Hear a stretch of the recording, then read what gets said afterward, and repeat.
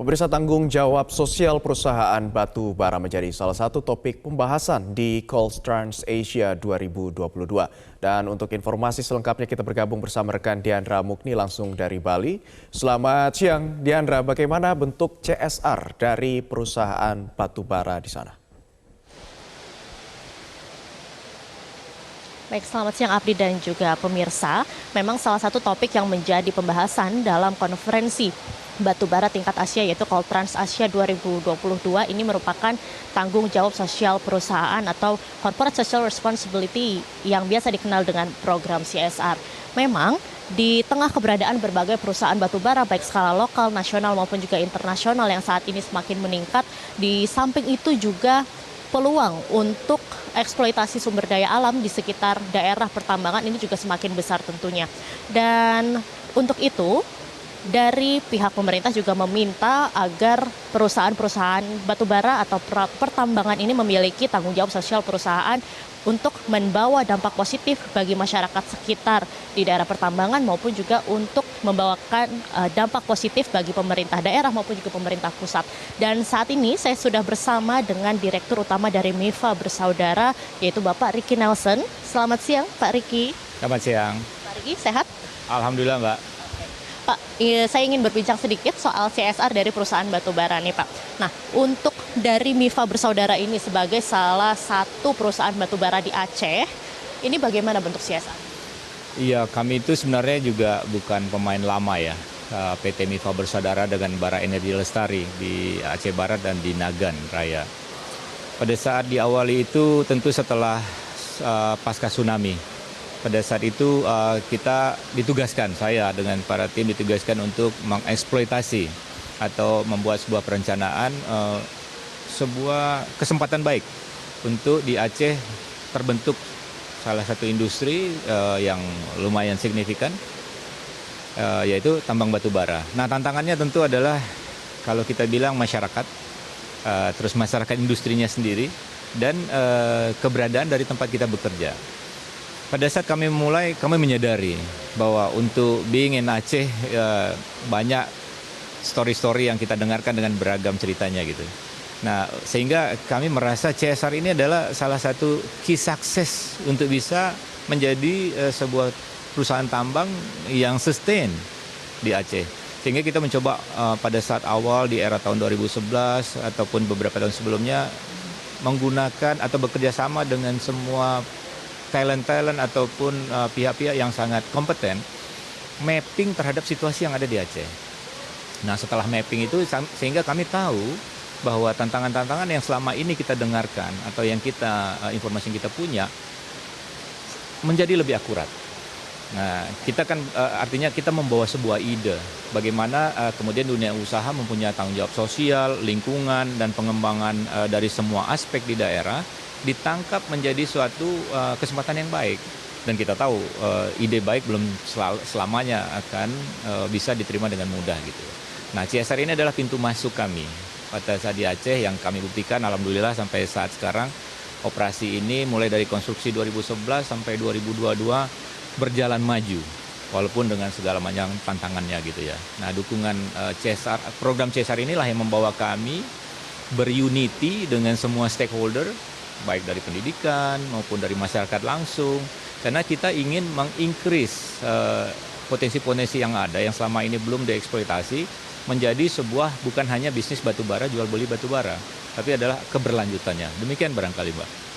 Dampak atau kontribusi langsungnya kepada masyarakat maupun juga kepada pemerintah daerah maupun pemerintah pusat ini seperti apa? Paling dasar tentunya adalah sumber daya manusia. Karena kita ingin operasi yang kita katakan harus mendunia ini dimiliki langsung oleh anak-anak muda Aceh. Kita sebagai orang-orang di sana memilikinya. Nah, dampak pertama tentu kita mencoba mapping skill. Kita tahu bahwa skillnya Aceh belumlah banyak industri yang masuk gitu. Nah, kita investasi dalam mapping skill dan kemudian skill apa yang kita butuhkan. Nah, alhamdulillah sampai sekarang lebih dari 2.500 pekerja kita itu udah 76% ya, saya lupa tepatnya, tapi ya pasti di atas 70% adalah masyarakat lokal.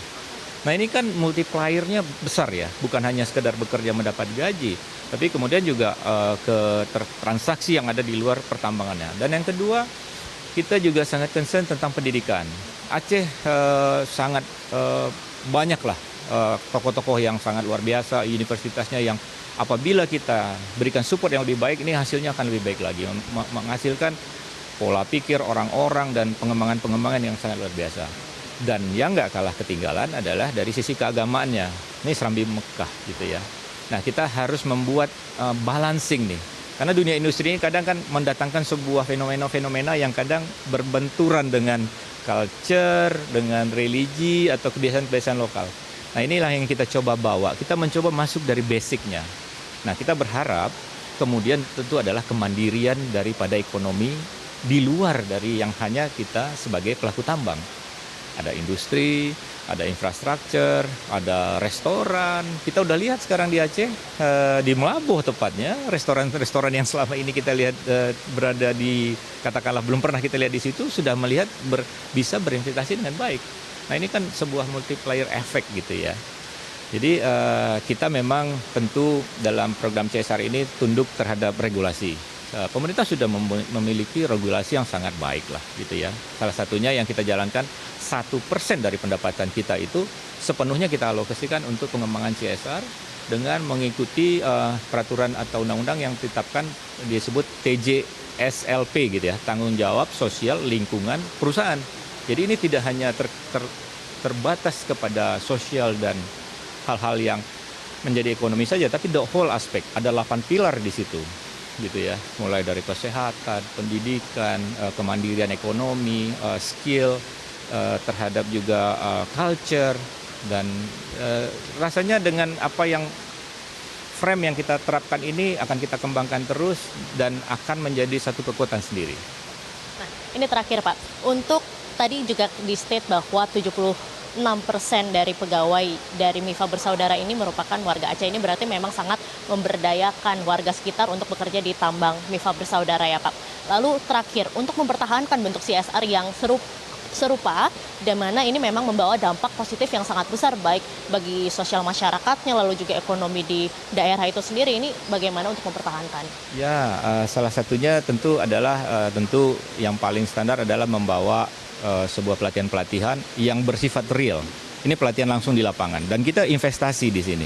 Dan yang nggak kalah pentingnya adalah melibatkan pengusaha-pengusaha lokal.